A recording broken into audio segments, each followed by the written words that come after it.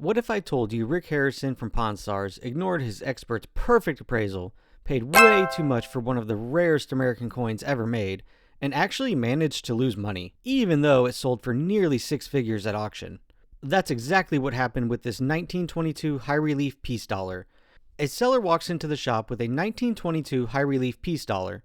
He says he won it in a poker game. Talk about good luck. As Rick explains, this is one of the rarest and most desirable American coins. Just over 35,000 were struck at the Philadelphia Mint, but most were melted down due to production issues.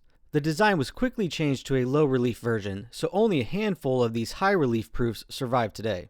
The seller asked for $20,000, and here's the funny part. It looks to me that he thinks he's asking a crazy high price. He has no idea the true potential value of what he's holding. Rick is clearly excited. At $20,000, he'd love this deal, if it's real. But he does the right thing and calls in David from NGC, the same company that graded the coin. David is blown away. It's authentic, it's beautiful, and he notes that a nicer example had recently sold for over $100,000. Still, he gives a wide value range, above $50,000, but under $100,000. Pretty much perfect advice and exactly what Rick needed to hear. Especially that low-end range of $50,000. As you will see, it would have been really helpful if he stuck closer to that. Clearly, Rick's first mistake was not buying it for $20,000. He hesitates, worried it might not be real. When the expert confirms it, instead of sticking close to that $20,000 anchor price, or maybe even just that lower $50,000 price that the expert gave, Rick gets way too excited, leading to his second mistake, which I will explain shortly. He ends up negotiating all the way up to $80,000 as his purchase price for the coin. Think about that.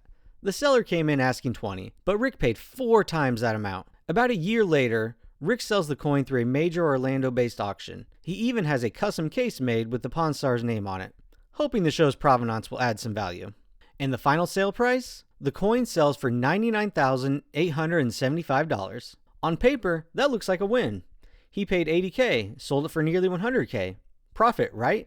Not so fast. This is where Rick's excitement and mistake number 2 comes in, ignoring auction fees. The $99,875 includes the buyer's premium.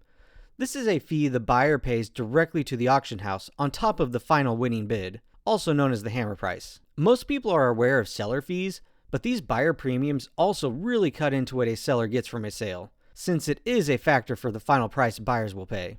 For this auction, the buyer's premium was 17.5%. With a little math, that means the real winning bid was $85,000.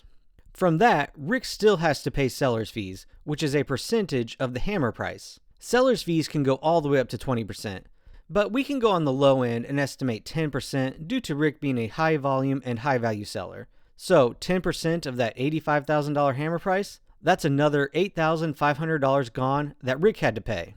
So, at best, Rick nets about $76,500 on this deal. But remember, he paid $80,000 for the coin. That means he lost at least $3,500 on the deal. And on these deals, sometimes things just happen that you can't control. But in this case, this wasn't the auction's fault. It wasn't the expert's fault. David's appraisal was spot on. The coin hit the very top of the range, and it had plenty of bidders. The problem was Rick's excitement. Sometimes Rick isn't solely to blame for a loss, like when his expert's appraisal failed him big time on a Vic Flick guitar. I made a video about that disaster if you want to check it out. On this coin though, he let the thrill of the deal and the rarity of an American coin push him into overpaying, forgetting that even at $100,000, the math for an $80,000 purchase price doesn't really work out on his end once you factor in auction fees. It's not the worst loss the shop has ever taken, but it's one that stinks for Rick because it was easily preventable. Usually in these negotiations, Rick will reference auction fees or what the seller initially asked for when he's making his offer, but in this case, when you watch it, he did none of that. He simply got too excited about a rare American coin. I'm pretty confident the seller could have easily been talked into a $40,000 final price, leaving room for a very nice profit. Now the next time Rick complains about auction fees during a negotiation, you'll know why. They really do eat up the profits. And in this case, they turned what looked like a nice $20,000 win into a multi-$1,000 loss. So does this change how you see the negotiations on Pawn Stars? Does it make the lowball offers a little more understandable at times? Let me know what you think in the comments. And of course, if you enjoyed this video, And who am I kidding? Even if you didn't, make sure to hit that like button and subscribe to the channel. Thanks for watching.